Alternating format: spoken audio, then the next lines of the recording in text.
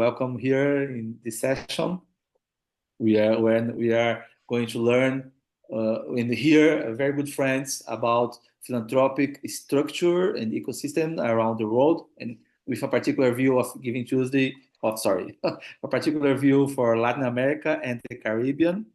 Let me share very briefly. They're all here with us already. I want to share my screen so that you all know. Oh, but it's not working. Where is my screen sharing? Let's forget about it. Let me share the floor with Afshan. Afshan is a very good friend who I met in an academic event a few years back, and has been very helpful not only in my PhD as well, making the links for my internship in the month that I stayed at Lilly Family School of Philanthropy earlier this year. And I was very glad to support her work leading the Global Philanthropy Environment Index in this last edition as a volunteer, seeing how important this report and this work is for all of us. And this session is all about that. Understanding GPEI, understanding how it functions, and understanding how important it is for us to relate it with generosity in our region. So I'm sharing the floor and with Afshan, and I will disappear from the screen. Ya me voy. And the session is with my friends Afshan, Malou, Paula, Catalina, and Jacqueline. Thank you for being here. Thank you for your time. And Afshan, the floor is yours. Oh, gracias. João Paulo. I think in the plenary you asked us to try to pronounce it in the Portuguese way. So many thanks for inviting us to be a part of this conversation, this really one-of-a-kind conference. And buenos dias a todos. We are so excited to be here with you. My name is Afshan Paarlberg, and I'm with the IU Lilly Family School of Philanthropy. I served as the director for the Global Philanthropy Indices from 2023 to 2025. I'm going to share my screen here and also introduce my wonderful co-panelists who are wonderful collaborators on this project that we're going to talk about today. So at the risk of trying to do two things at once, I'll share my screen first and then make introductions. Here we are. I'm going to move into presenter view. Are we good? Can you see my screen without all the notes? Mm-hmm. Wonderful. Awesome. Well, welcome everyone, and really delighted to be here with all of you today. I'd like to take a moment to introduce all of my co-panelists that are going to be here on the screen with me. As I introduce you, maybe if you can just give a wave so everyone can associate the name with the face. I'd like to first introduce Jacqueline Butcher. She is the 2025 GPEI country expert for Mexico, and she's the president and CEO of the Center for Research and Civil Society Studies at the Tecnológico de Monterrey in Mexico City, and research chair at the Centro Mexicana para la Filantropía. We also have Malou Morgan. She is the 2025 GPEI country expert for Barbados, the founder of the Caribbean Collaborative, and the country leader for GivingTuesday Barbados. We also have Paula Fabiani. She is the 2025 GPEI country expert for Brazil. She's the CEO of EDIS, the co-founder of Catalyst 2030 Brazil, and she's engaged in several national level initiatives such as the Brazilian Philanthropy Forum and the Brazilian Endowment Collection. And I'm also joined by Catalina Celhay. Did I get it correctly? Celhay. And she's the 2025 GPEI expert for Chile. She has a background in economics and public policy and is the head of management and development at the Center for Philanthropy and Social Investments, leading training programs and partnership development. And really just on behalf of us, welcome. We're delighted to be in a conversation with each of you and each other to reflect on how philanthropic environments are changing across Latin America and the Caribbean, and how data from the 2025 GPEI can be used to inform policies and practices across both regions. I'm going to begin with just providing an overview. So I've got some slides I'd like to share, really orient us to the background of this research that we're going to be discussing and trends that we're seeing both across the world and in the region. And then we'll dive into the fun stuff, which is really to engage in a panel discussion, get the deep insights from our country experts, and then move into Q&A. But, you know, this is a session for each of you. It's meant to be something that is useful for you. So please continue to chime into the chat. If you have questions that you'd like to ask, we have a Q&A tab, I believe, that you can make sure you put your questions in there for our panelists so they don't get buried. And you're welcome to keep your videos on or off as you please. Also, just a note, you saw the note, but the session is being recorded. So just want to make you aware of that. And as you're here with us today, please, you know, we'd like to know a little bit about each of you. If you can put your name, your location, and really why you're here. What are you hoping to learn or share in today's session? We'd love to learn a little bit more about each of you. Okay, so just an overview of the Global Philanthropy Environment Index. This is really one of the most comprehensive efforts to map the global philanthropic environment. It's meant to be a tool for policymakers, civil society leaders, and philanthropists to understand how to best incentivize strategic philanthropic activity globally. So what is enabling environment? It's really an enabling environment for philanthropy. It refers to having the presence of conditions or elements that really support independent, resilient, and sustainable philanthropic activities, both domestically and across borders. In this project, we worked with more than 170 experts and regional reviewers from around the world, some of them here on this panel. And this report identifies both the incentives and the barriers to the philanthropic environment across 95 countries and economies around the world. And so this contribution is really helping us to understand how philanthropy is evolving or likely to evolve, and how we can make it easier to engage in generosity. We heard in the plenary this morning that the philanthropic environment is critical to really fostering generosity in philanthropic activities. And so this is the data that helps to dive in there. The GPEI looks at 6 factors. So we look at the political environment, the economic environment, the socio-cultural environment, how easy or hard it is to operate an organization, the tax incentives, and the cross-border philanthropic flows. And as we talk a little bit about the findings from the 2025 GPEI, just want to provide some context for what is being covered. This covers the periods from 2021 to 2023, which you may be thinking about what's happening here in the moment, but this provides an overview of those 3 years. So if you're thinking about current events in 2024 and 2025, that'll come into our conversation today, but will be covered by the next edition of the GPEI. But between 2021 and 2023, really putting us into that period of time, we saw that there were many different events that were shaping philanthropic responses. Some of the major observations were the continued impacts of the pandemic and the recovery that followed.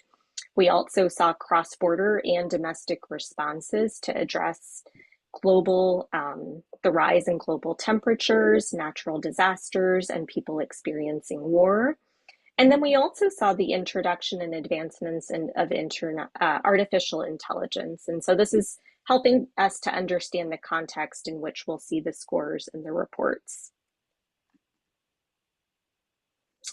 This is just to provide you an overview of how the research came together, and happy to answer any questions. But this is really to demonstrate this was, you know, a project that involved a network of collaborators. It was not the school or just any one individual, but it took, nearly a year and a half to bring this research to light and to really truly understand the complexities of things that were happening at an individual, regional, and at a global level. And so as we think about doing research and to make it as inclusive as possible, we're trying to take an approach that really elevates local perspectives and expertise and bringing that onto a global platform. Okay, so what is happening at a global level?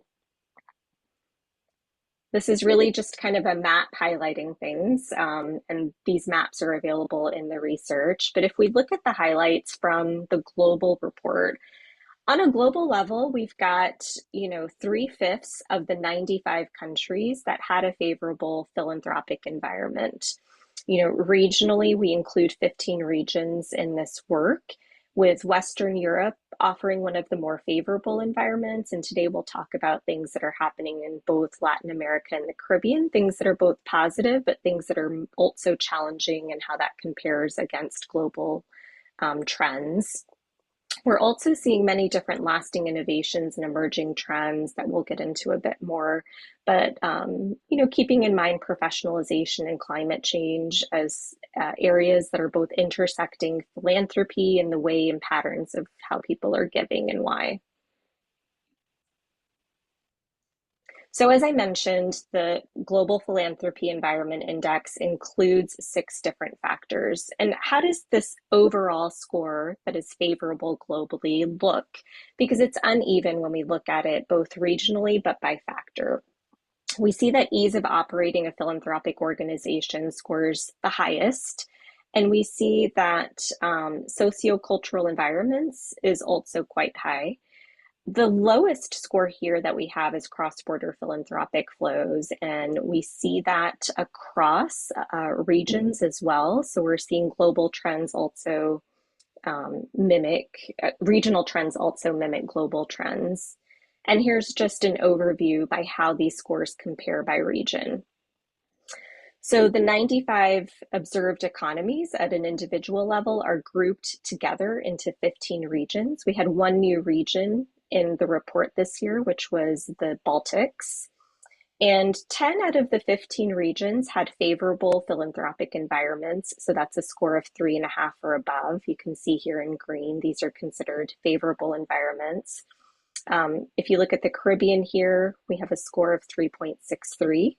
And so that's in the pairing of the favorable environments. Although we see here that Latin America scores among the lower groups, we'll talk a little bit about both the challenges, but changes and opportunities that are happening in the region. As I mentioned, we also see lasting trends and innovations since the COVID-19 pandemic. We saw a lot of increased collaborations and strengthened partnerships, both at a global level, but also across Latin America and the Caribbean. And we also saw digital work and fundraising trends that are happening. I know that there's some interesting things happening in both Barbados and in the Caribbean in terms of digital trends and fundraising that we'll hear more about today. And so these are just some of the trends that we're seeing. And things that are on the horizon, we see that the top 2 trends that also track globally and in Latin America and the Caribbean are climate change as a top trend that's impacting philanthropic responses, as well as professionalization in the sector. We see professionalization actually growing in at least 9 of the Latin American Caribbean countries. We're also seeing the rise of artificial intelligence, and that may be something that is on the horizon for this next edition, but also the contemporary. There's other emerging trends that you can see here. If we look at Argentina, that's not listed here in this chart, we see a increase in democracy. In Colombia, we see the use of blockchain. In Mexico, we see the increase in nationalism. So these are the global and the regional trends, but they also vary by country. I want to just pause here. I see some of you are chiming into the chat, but also give you all a chance to chime in and see what trends are emerging in your locale, whether it's in your country or your region. You can use this QR code by taking your phone and scanning it, or you can go to menti.com and type in this code. But we'd love to see what's happening in your locale, in your country. You know, these are some of the emerging trends that we're seeing. I can put that in the chat here. And the code is 167-93866.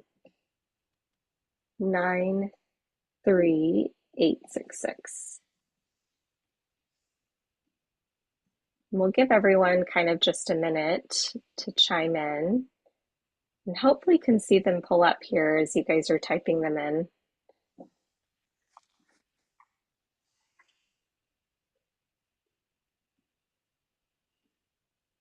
And we can come back to this slide in a minute as people are chiming in with their responses. But, you know, they don't have to be these same trends that we're observing around the world. We're seeing various things happening, such as, you know, in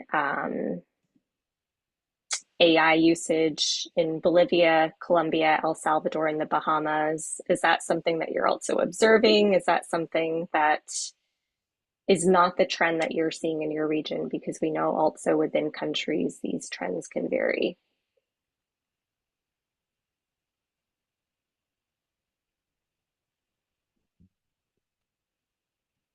We'll come back here in a minute, but the responses that you all put in will populate in here.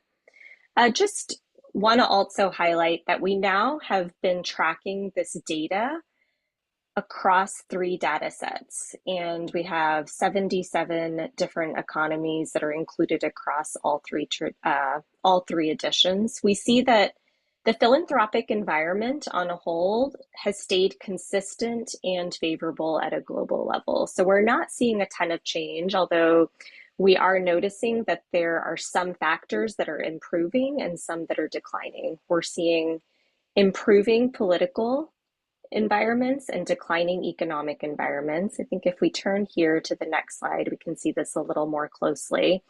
2 trends I'd like to point out is the decline in the economic environment between the 2022 edition of the GPEI and the 2025 edition, as well as at a global level, we're seeing a decline in cross-border philanthropic flows dating back to the period of 2015 to 2017. So trying to understand why that's happening, especially in a conference where we're looking at a theme of generosity without borders and trying to understand how to spark generosity and help one another.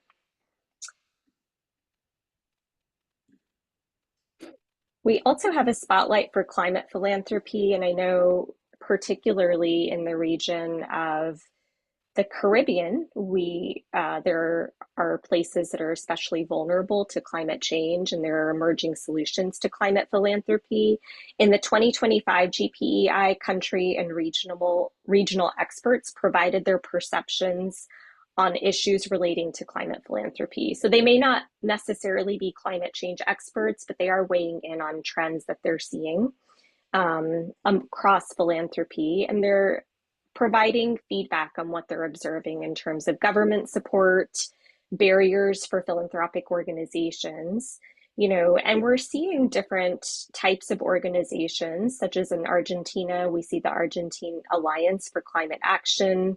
In Brazil, the Instituto Arapio and Foundation for Amazon Sustainability. In Chile, while there's a great deal of engagement in climate philanthropy, there's a lack of meeting space to identify and engage in common goals. So we're seeing each country sort of engaging in responses to climate philanthropy in different ways. And we'll hear a little more about that today.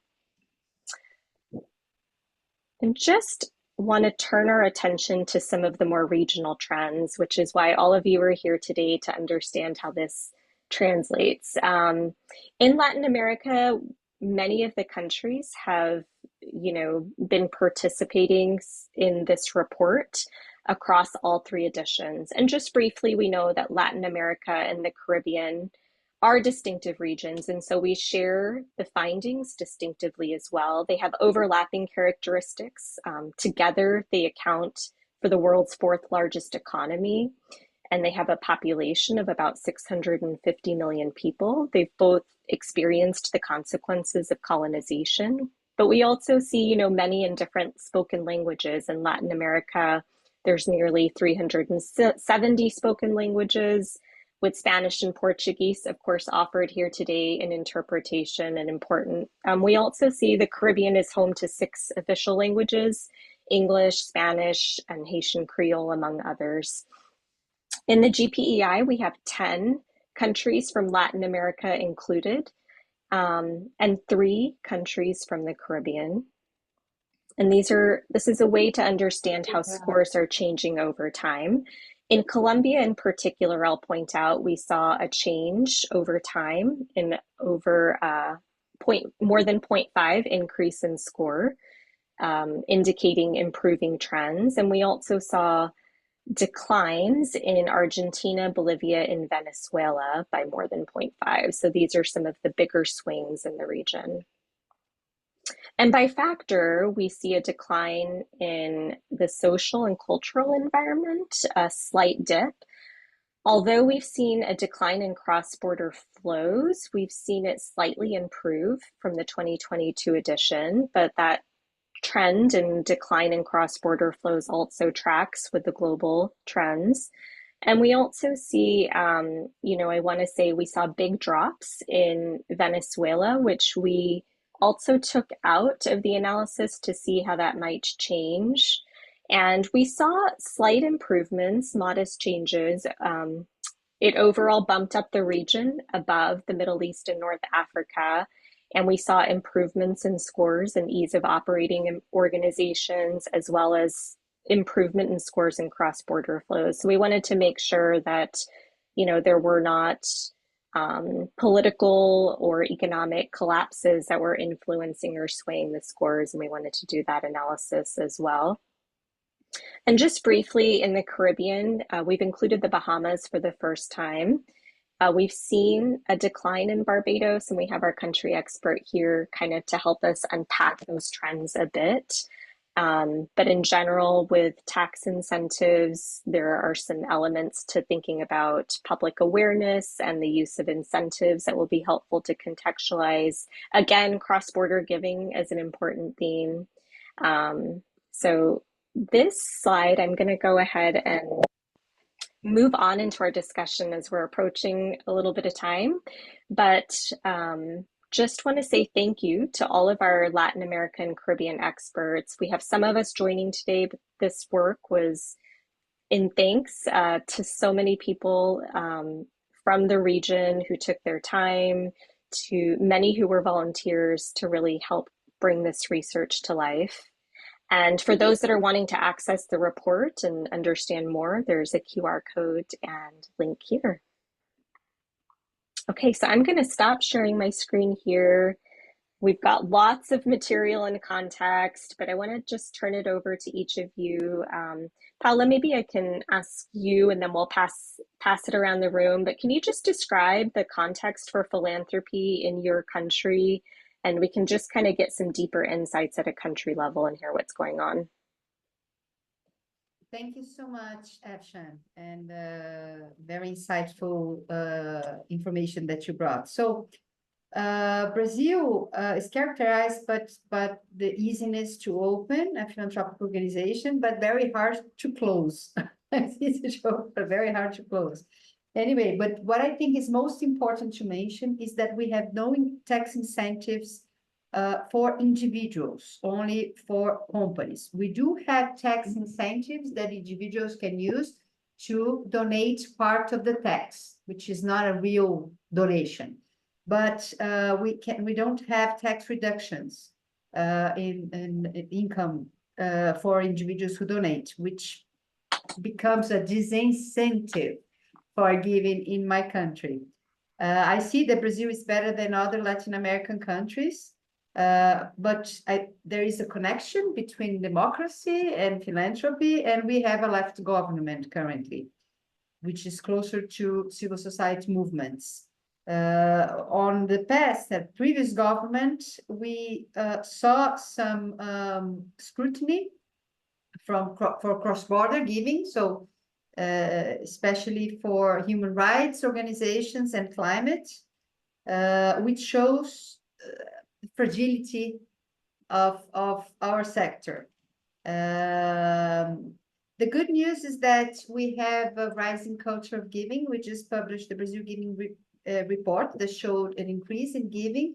We actually had a very important disaster last year, the floods in the south of the country. But even though we mapped the emergency giving, and what we see is that the culture of giving in Brazil is consolidating, is maturing, with people more concerned with how they give, where to they give, and even though we see that there is a lack of trust with civil societies, something that we need to face.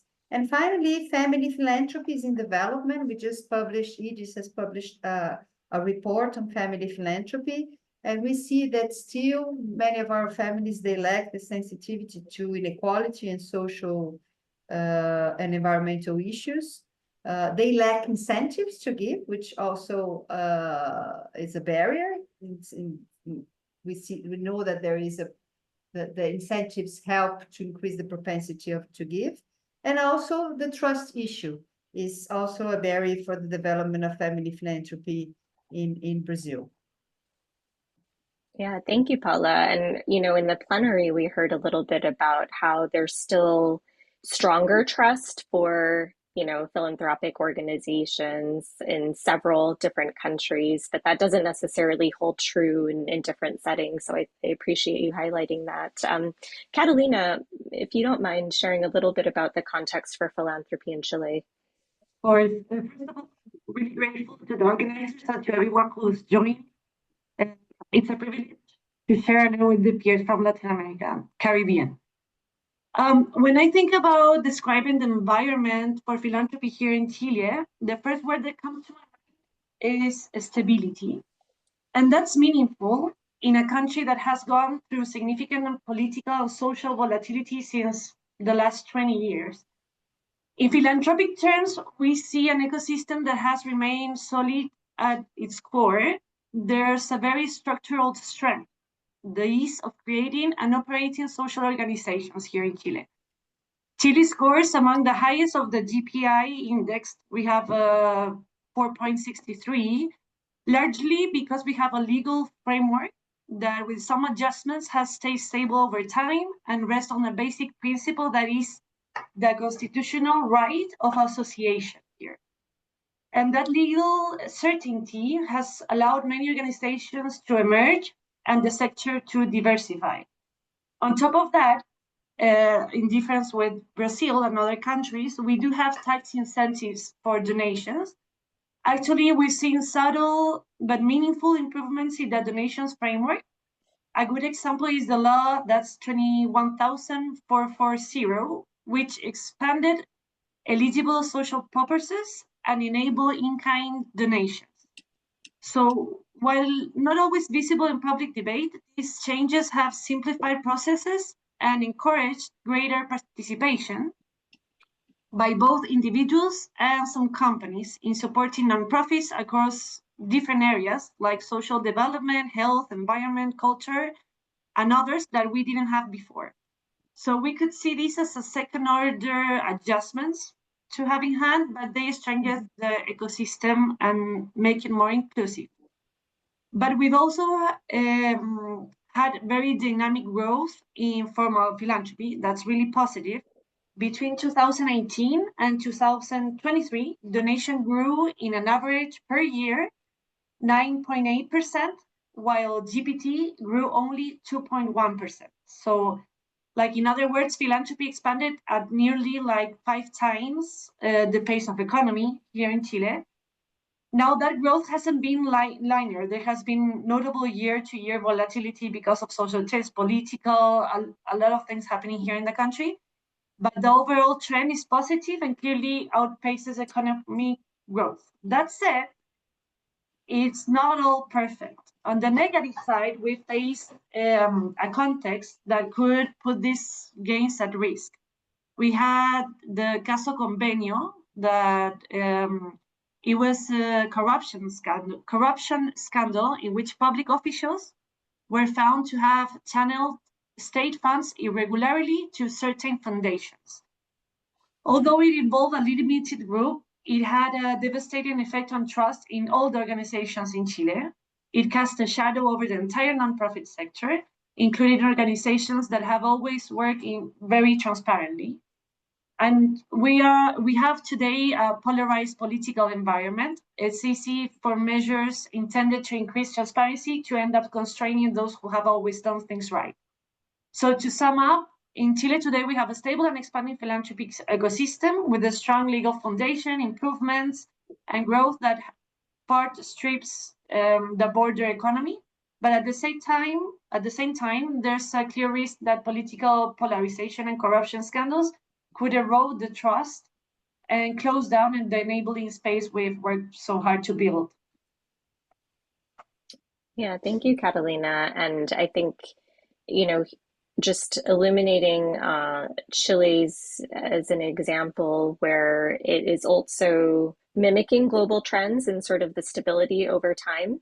But also it reminds me of many other countries that are participating in this project that talk about sort of the political shifts and how that is a major indicator in the way things change, sometimes quickly. So I think it represents a lot of the themes that we see in the global sphere as well. Malou, would you be able to chime in and share a little bit about Barbados? Absolutely. Hi, everyone. And I'm very excited to be here, and a little bit sad to see that I'm the only Caribbean person represented here today, because there is such a big, wide range of philanthropic cultures with the islands. And so just for context, Barbados is a former British colony. We became a republic 3 years ago, and our philanthropy system has been very well established in that it's been a big part of our culture and community for a very long time, but there hasn't been a formal establishment as you would see in Latin American countries and much bigger countries as well. Again, for context, our population is 300,000 people, and that said, we have 3 times as many Barbadians, or Bajans as we call ourselves, living abroad.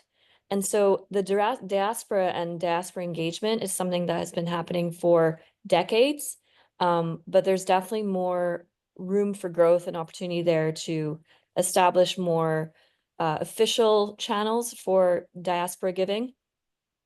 And the same can be said for our tax incentives on the island. Our tax environment is definitely favorable for foreign investment and stuff like that, but when it comes to actual philanthropic and charitable giving, the incentives aren't really there. And so I think in general, the philanthropy kind of ecosystem we have locally is very informal, but it's very much ingrained in our culture.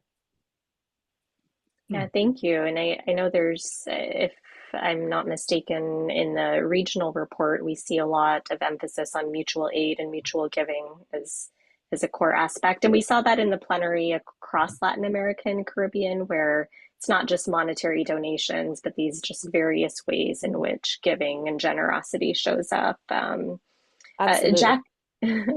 Jackie, would love for you to share more about the scene in Mexico and what's happening there.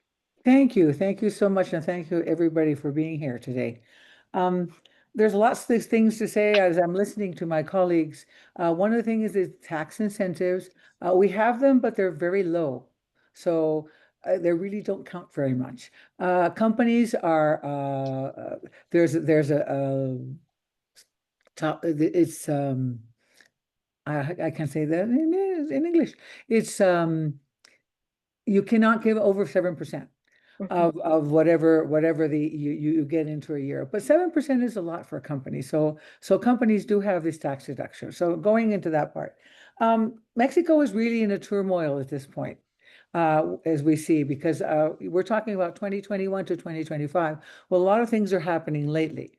But in general, the government has been quite against nonprofit organizations in the past 6 years, and now the years that Claudia Sheinbaum is now. So one of the things they took away is monetary incentive. They took that away about 6 years ago. And so this is eroding a little bit of the system, and a little bit of nonprofits non-existing. So a lot of them dropped off. We have around 44,000 organizations in Mexico, but only 10,000 of those organizations can give tax deductible receipts, would be like a 501c3 in the US. So those are the ones we really have the data on to talk about. And those are struggling right now because a lot of them have been taken away the status and they're struggling to get it back. So that's one of the things that we could talk about that would be negative. But one of the positive parts in Mexico is that companies are really coming up to support the philanthropic environment, and also people participate, not as we were hearing in the panel, not always with money, but they participate with time. So there's a lot of volunteering in a very informal kind of volunteering, not informal organizations, but there's a lot of informal volunteering in this country. We're talking about 70 million people. We have 130 million people, a little bit more than Malou has, right? 130 million, and we have 70 million people, which are adults over 15 years old, that participate in some way in volunteering. So that is also, if you want to translate into money, the donation of all of these people represent 18% of the budget on education in this country. So in a way, people do participate. They do it in very informal ways, not so many informal organizations. But donations are there. And the official data from INEGI, which is our national statistics organization, we represent, the nonprofit sector represents 3% of GDP, which is more than, we all eat tortillas in Mexico, so it's more than the bread and tortilla industry together. So that, just to give you an idea of there is participation. And I think one of the things that I've seen, maybe because more of it in the research area, is there is more research in the past, let's say, decade, more research and interest on knowing what happens in foundations, in individual participations, in individual and corporate giving. So there is a lot more interest in that area, and that is a very positive thing. What we need in this country, I would say, and maybe others, I don't know, is visibility.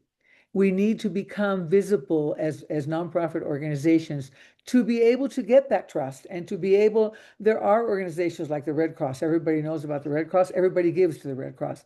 But there are a lot more organizations that people don't know about. And that's one of the problems that I would say we have. We need more pizzazz. We need more to be more present, so the public gives more trust and helps the philanthropic environment grow. And the other interesting part is that big foundations, family foundations, and other foundations are getting together. They're getting together in groups, and they were very individualistic before. And now we see groups getting together, exchanging their systems of giving money out, things like that we think will be very positive for the philanthropic environment.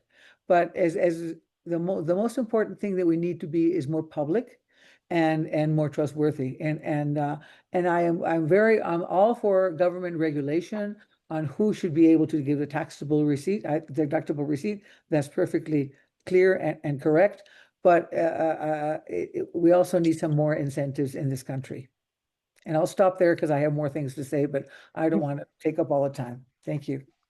No, I think this is great. I'd like to pick up, before moving into some other questions, just this theme of the role of government, trust and tax incentives, Jackie and maybe Paula, I can, give this question to the two of you, but, you both talked about the lack of incentives and the role of trust, but also kind of, we've seen this conversation about the balance of the two and how that influences other aspects, such as, cross-border giving, or just kind of, the carrot and stick approach where, how much government. So I wonder if each of you can talk a little bit more about those themes of, the appropriate balance of government regulations and incentives, and perhaps how that is in your country or how you envision it.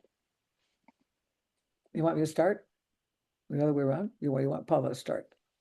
You guys decide. No, no. I would just want to say that the incentives are becoming less. It's very difficult for somebody to give money across borders. That's happening less. And also what they were talking about in the panel a while ago about this money that goes across the border in what they call remittances. Well, that is also going down but this is happening this year because of the situation, Mexico-US border and the immigration, well, not attack, but frustration of a lot of people that are immigrants in the US and can now not send money in or are hiding and not working right now. And so it has not showed up on the numbers and the remittances in this year's statistics, but it will.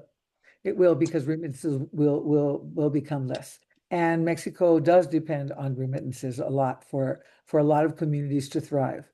And so that's something we have to really keep our eyes on, and how that's happening and how we can help out to also make that counterproductive. The other thing is tax incentives, we don't think we are going to change. So there is a lot of talking to the government. We had better relationships before than we have now. So maybe those things that I don't know the solution, but I know what's happening now at this point. Thank you. Paula, sorry. So thank you, Jackie. So this when we talk about trust, I think Catalina mentioned scandals involving some nonprofits, and we have seen something in Brazil as well, mainly linked to parliamentarians, people that are on the political environment. And we need to separate those scandals from the activities of the nonprofits, which is not easy for the public in general. So I think that's something that if the government could realize how important the nonprofit sector is for the implementation of public policies. Jackie mentioned 18% of educational is performed by nonprofits. It's not government equipment that provides such services. That happens in Brazil as well, in health, social assistance, education. I think governments should really campaign for a culture of giving. Ease the possibility for people to give, make it easier. And because not only the social sector, the nonprofit sector implements public policies, but also it's a research and development for public policies, because philanthropy can test new ways, can innovate, can really bring new ideas and test new ideas that can influence public policy. So I think campaigning and maybe funding data, research, that could be really important for the development of the sector. I still have hope on tax incentives, to be honest, even though I see that even my government and other governments, they're struggling with their fiscal positioning. And so talk about tax incentives is always very complex, because that means less revenue for the government. But the money that goes to philanthropy multiplies the impact in society. So if the government understands that, I think we can really have a better narrative for tax incentives. And therefore, for that, we need data, impact data, data on how philanthropic capital multiplies the impact and also the service providers, because it works better than the government. And so in that regard, I still have hopes to improve the general legal environment for philanthropy. We have worked a lot in improving the environment for endowments, which mean long-term capital for impact. And I think that could be a really game changer, because then we can attract funds from wealthy families. This is something, Brazil is the number 19 in number of millionaires, and we don't have really a well-developed family philanthropy in this country. I think there is a lot of potential of capital to be unlocked if we have a proper legal environment for that. And also companies. We saw that during the pandemic, companies doubled the investments, the donations in that period. So there is capital to be invested, but we need to also improve the narrative of value generated for companies with their philanthropic activities. Yeah, you know, one of the things that surprised me when I was looking at the findings for Latin America was the decline in the social cultural environment. But hearing you all talk more today about both the lack of visibility for the sector, as well as, you know, perhaps there's variations in trust. Those are some of the elements that go to having a social and cultural environment that philanthropic organizations are perceived as good for addressing societal problems. So it sounds like there's some room there, and that finding has some more context now. And to that point, I want to turn to you all, maybe Catalina and Malou, each of you could respond to, you know, what surprised you about the GPEI findings? What surprised you most? If anything at all. Sorry, I didn't find the mic. What really, well, here in Chile, like what really surprised me about the GPEI score that we had is that the one structural similarity between the countries is the decline of cross-border giving, that we have talked about it before.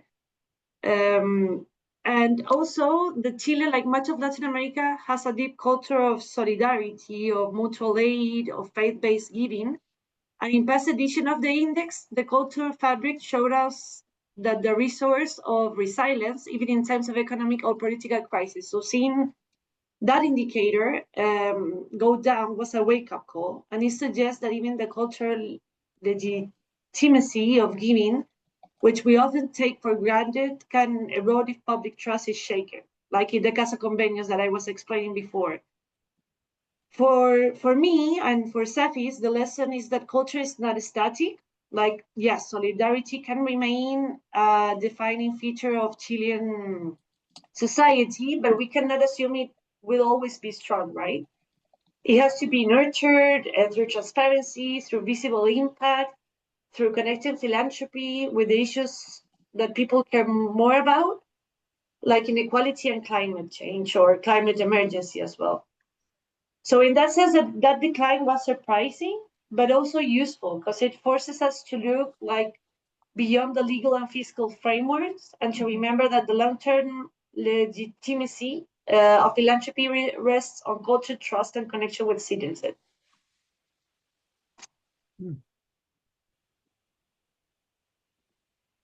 That's I would say there's nothing really surprised me, but more so I think just overall with the reporting, seeing that even very established philanthropic communities face similar challenges, even if the scale is much larger than it would be for us per se. But then also recognizing that there needs to be more data. I mean, we we just across the board, but we in Barbados, we need to even just start. We need to start somewhere. Can you tell us a little bit about the data availability or lack of data availability, Malou, for Barbados in particular, Absolutely. and what you would find helpful? So Barbados is categorized as a small island developing state, and many small island or SIDS face similar challenges in terms of data collection. Again, because the sample pool is so small, we often use outsourced data, I guess, to kind of make decisions and policy and stuff like that.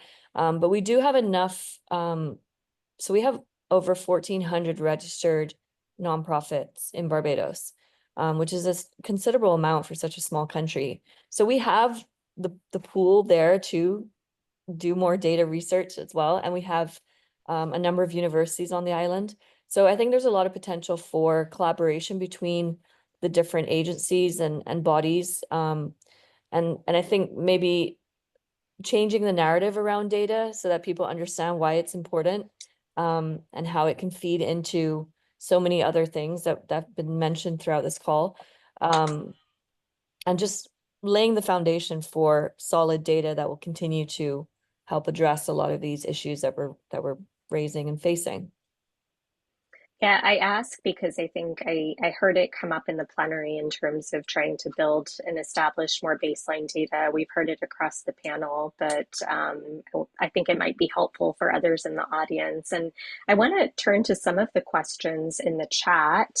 In the Q&A tab, we have Stephanie Sina joining us. I hope I pronounced it correctly, and I'll ask her question, which I think is really good. And I think it complements this idea of data collection as well as other aspects. But with the history of colonization and the way that sometimes, you know, data collection practices can be exploitative and not always community engaged. So the question here is, what do guests see as bridges between the countries they are representing, so they can improve the philanthropic practices from Latin America, and I'll add, and the Caribbean, and not repeat the model of looking to the United States and Europe specifically? So I wonder, the question is to any of you, if any of you want to chime in.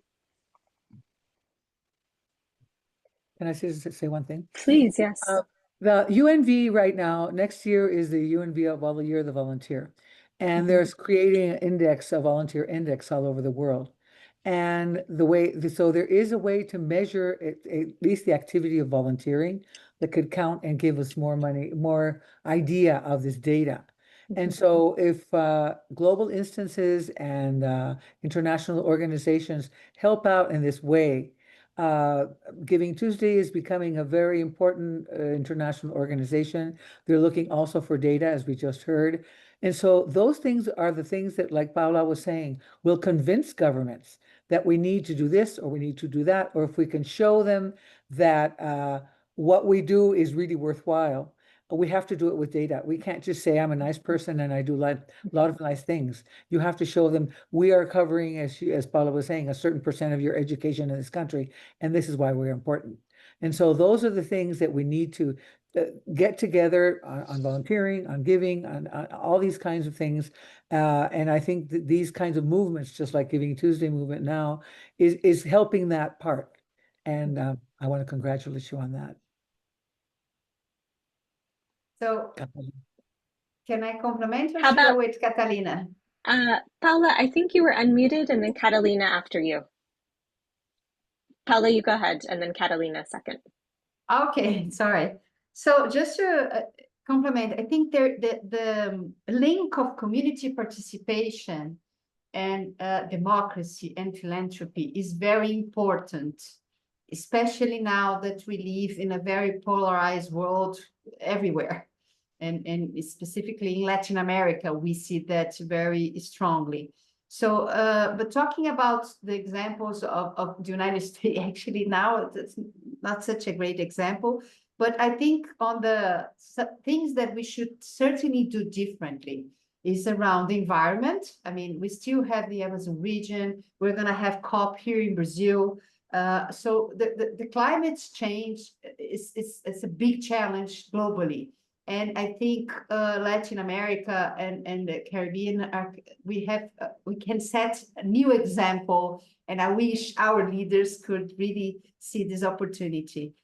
But certainly we shouldn't follow the example of our Western or North countries around environment, racial equity, and other issues. I think we can set a new path for such themes. And I do see that looking into the link of community participation, democracy, philanthropy is a very, and I know GivingTuesday is looking at that.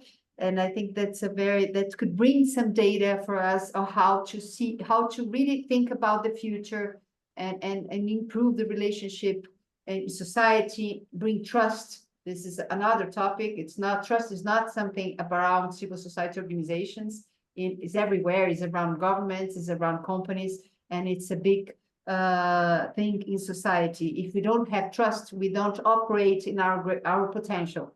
And I think these are some topics that we need to find new ways, tropical ways to deal with that can really bring better results in this current very challenging world environment. Now my turn, I think. I believe that the strongest bridges we can build in Latin America come from valuing our own local experience. That I think in Mexico, in Colombia, I don't know, in Barbados, but in Brazil, we are working on it. And our region is very different culturally from the United States or Europe. Like we have other type of traditions in solidarity, mutual aid, community giving that don't always resemble the form of philanthropic models from the North. And if we want stronger practices, I think we should take those traditions seriously instead of trying to replicate some frameworks that may not fit for us. And that also means learning from each other within the region and sharing more data, that how Paula was talking about before. Like, for example, Mexico has advanced information and data and practices in community philanthropy. Brazil has mobilized corporate giving in innovative ways. The Caribbean itself shows constructive partnerships with government, and Chile, on the other side, has efficient tax incentives for donations. So these are solutions that's rooted in our context, and if we document them better through comparative evidence and open data, we can make them visible, credible, and easier to adapt across borders. And the encouraging part, I think, is that these bridges are already being built. Like, for example, networks like GivingTuesday, Wings, ISTR, and other among the global are helping us to stay connected, to work together, exchange practices, and generate knowledge together as well. So if we continue to strengthen those platforms, we can ensure philanthropy in Latin America grows in its own terms, rooted in our realities, powered by data, and able to contribute solutions that matter globally as well. I love that. I wrote down rooted in our realities, powered by data. I think that's such a powerful way of capturing, a more representative way of building philanthropic environments and ecosystems. And I want to kind of also turn to, a similarity between the two regions that we observed, which was in cross-border giving. That's both a global trend. There's a decline in cross-border giving regionally that has declined from the period of 2015 to 2017 to now, although there was a slight uptick during a part of that time. So I just wonder, if we can talk a little bit more about what you're seeing in that trend, and then kind of building on that, what would that look like in terms of being rooted in localized ways of understanding, in Barbados and in Mexico, where there are strong traditions of remittances and diaspora populations, and how does that influence this context for cross-border giving? I think there's a lot there. There's a trend and a pattern that we're seeing happening, and just want to invite you to help us brainstorm together why that's happening and what are possibilities of changing that and how that can help the environment. Perhaps you know, Jackie, if you have something, I might throw that at you, and then anyone else that wants to join in on the panel. Yeah. Well, the cross-border philanthropy is, as I was saying a while ago, is becoming a little bit more difficult. Because Mexico, for example, if I'm a nonprofit organization, I cannot receive money from the outside. And to give you a couple of numbers, basically most of the money that came in from the US only goes to about 3% or 6% of the organizations here. And so that really we don't get that much. The money that comes in from outside to specific organizations goes to ones that are very, very prominent. Those are the ones, and certain, especially certain aspects like civil, human rights, environment, special things. It's not for food or for education or things like that. So special themes that the U.S. and people in the U.S. are interested in, and organizations in the U.S. are interested in. And then the remittances, as I was saying also a while ago, I fear that they will go to be less because less people will have work to be able to send those remittances. Although they do build communities, and what was being said at the beginning of the session by our data expert is that they help build communities, because it's not people send money to a church, people send money to build a garden, people send money to do not just for their family to eat, but because they want their community to thrive. And so that if we can keep that going, that will help more cross-border. But also we need the laws for that to happen. And those are the things we have to battle as nonprofit organizations. And here, what we've gotten together in stronger groups like CEFIS, like other groups that put together a lot of organizations. And this is the way we can not confront, but speak to our governments not in an isolated way, but more in a more organized fashion. If we all get together and go and speak to authorities. I don't know. No, that's fantastic. And if anyone else wants to chime in, feel free. There are a couple of other questions in the chat, so I can move into those as well. I know we've got about 10 minutes left, so we probably have time for a couple more questions, and then want to give everyone a chance for closing statements. Again, if you have questions, there's the Q&A app. Feel free to use that, or I'll try to follow the chat as well. Actually, Jackie, this one is specific for you, but I invite anyone else. I know, Paula, you talked a lot about family philanthropy as well, and kind of collective ways of giving, but we have one of our guests asking if, Jackie, you could share some examples about how funders are giving more collectively and how this changes resource flows. And Paula, maybe that same question to you, because you brought up the idea of family philanthropy. I'd like to hear that context as well. What's happening? Yeah, what's happening here in Mexico is very interesting. We're just finishing a study on foundations, Mexican foundations, and how they give. And the study will be available next month. So I'm very happy to share all the findings of that. And we've classified the foundations into family, independent, corporate foundations, and community foundations. And so we're going to have a better picture of how foundations function in this country. And that has never been done before. And so we're very excited about these results, to see how these people are getting together and how the foundations actually work and how much they actually give. And so that information, I don't want to go into it right now, but we will have it available online for anybody to have. I will send it to GivingTuesday, and anybody that's interested to find out about foundations in Mexico. There's not a repository of foundations, but there is more information on what foundations are now doing in Mexico, and it will be available in 3 weeks. So that may help this person get a better idea of what's going on.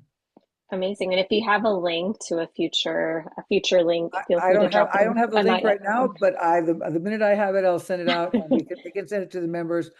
We'd like people to look at this information and how we got to that point.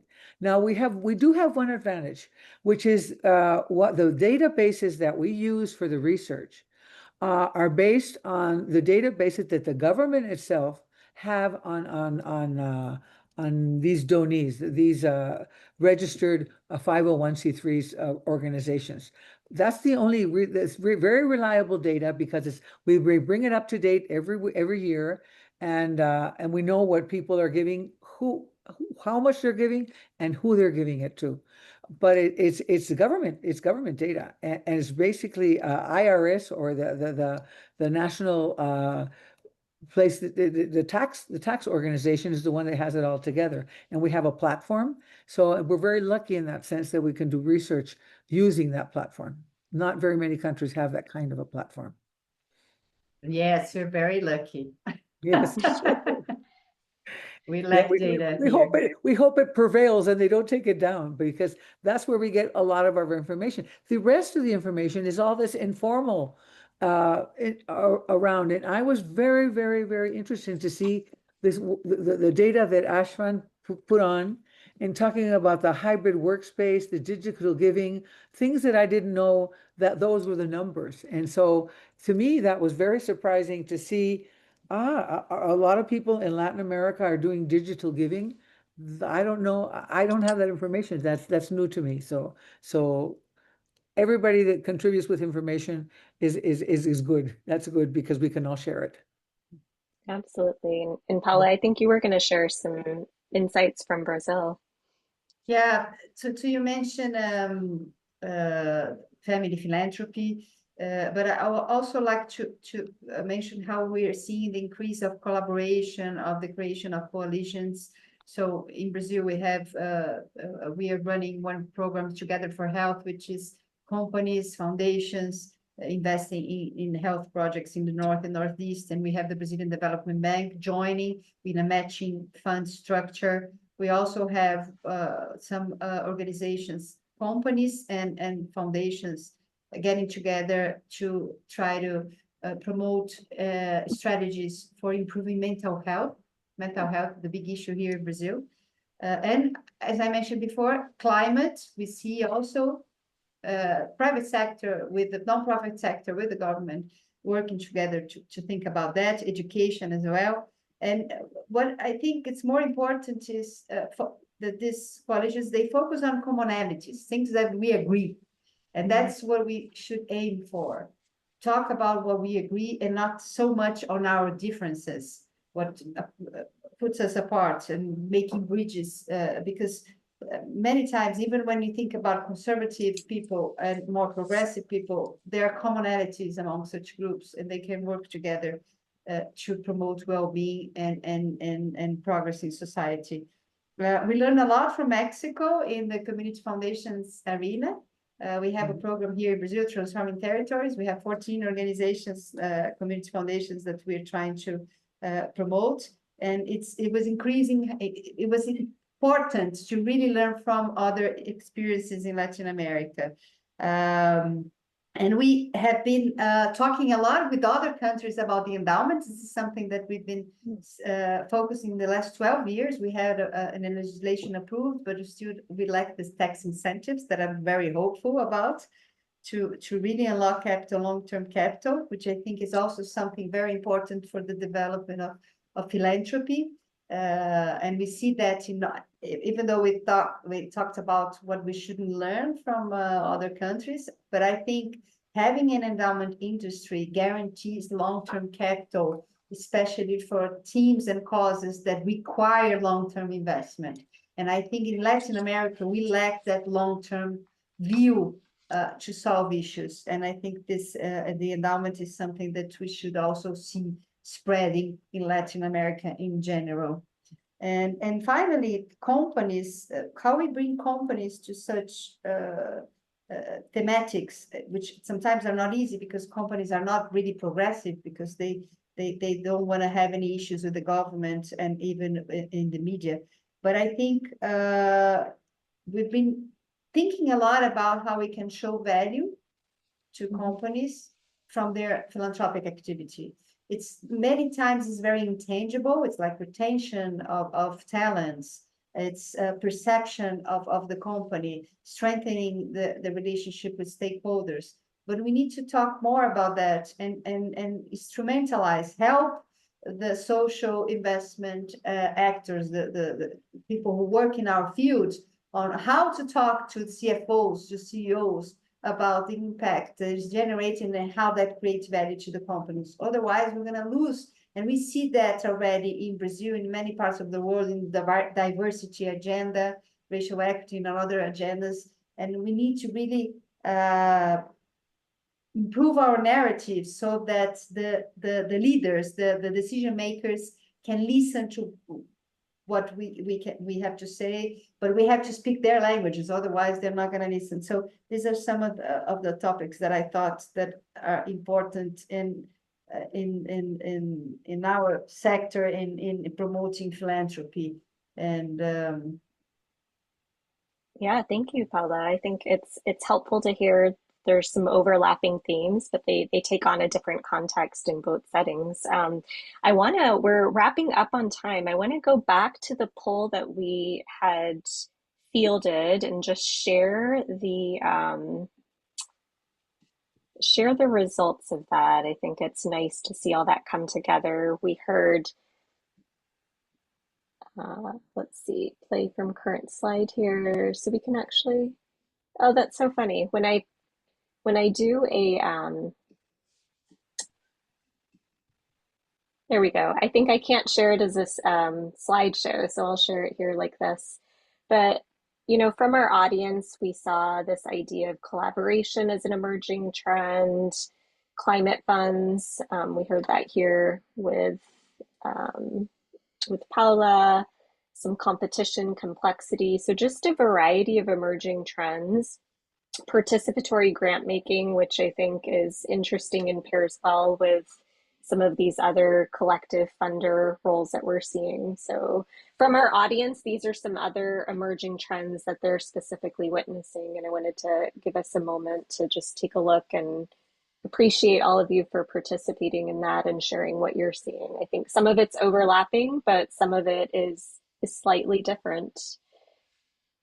And as we come up, we've got just a couple of minutes. I want to ask everyone in the audience, there's a few open questions. I think if we can get them maybe answered afterward, we won't have time during the call today. We'll try to see if we can get the chat and then respond to some of these questions. But I invite everyone in the audience to answer this question in the chat. And I'm going to ask each of our co-panelists to maybe give us 1 or 2 sentences to just share one actionable recommendation for strengthening the philanthropic environment. And we'll just kind of go rapid fire, Catalina, and then we'll ping the next person.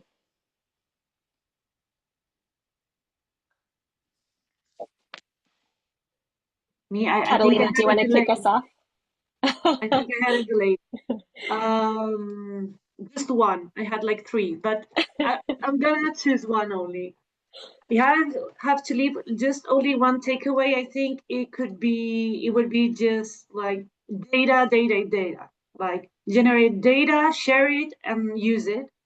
Like data changes the conversation. Comparative evidence, like the GPEI and among other studies, I'm gonna share the link of the philanthropic barometer in Chile. It's in Spanish though. I think Jackie and Paula knows about it. We're trying to do a regional one with Mexico, Brazil, Colombia, and everyone that measures how philanthropy and the ecosystem is today. And this comparative evidence help us move from intuition to credible narratives, compare us as well, and both to warn about risks and the showcase progress, right? And to prioritize regular mapping of donor, the flows, the transparency dashboards, and outcome tracking so the sector is visible and legible to policymakers and the public spectrums as well. So I can pass it now to another one of my colleagues here in the panel. Jackie, you're unmuted. Yeah. To you, then Paula and Malou, I'm going to give you the final word. Okay. One of the things we can do to incentivize, we see a lot of corporate social responsibility coming up in this country. It's not that they're taking over the burden of the government, but there is a lot more corporate giving. There's a lot more structured social responsibility programs within universities and within corporations. And that's good news, I think, because it really gives independence to the sector. And as I said, one of the things, obviously sharing data, Catalina, I agree with you. And the other thing is helping organizations get that visibility. To me, that's a key element for people to understand what we do, how we do it, if we do it, and do it well, and how we do it well, and that we're worthy of that trust, of their monies and of their time if they give it to us. Tom?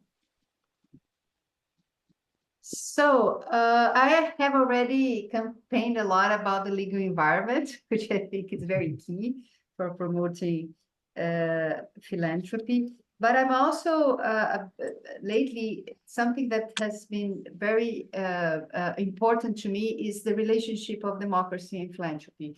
We need to bring evidence of how it's important to strengthen philanthropy to strengthen democracy and vice versa, because one of the other, both depends on each other in a way. And I think this is something that if we could bring more evidence and work more in showcasing this relationship, maybe we could promote both. And thank you so much for the invitation. And it was so wonderful to listen to all of you. Malou, it's your turn. Those are some hard acts to follow, because I agree with all of the great points that were raised. I think something that could definitely help the region in general is to develop platforms that will help coordinate diaspora contributions, and also to track, record, to show the impact and the social everything, to tying in with democracy, as you said, Paula. Something we didn't touch on, and this is, I think, more relevant to the Caribbean, is to figure out a way to integrate philanthropy into responsible tourism, because tourism contributes so much to the Caribbean, our cultures, our economies, and everything. There needs to be a way to integrate that more effectively, and I think that's a great opportunity. Mm-hmm.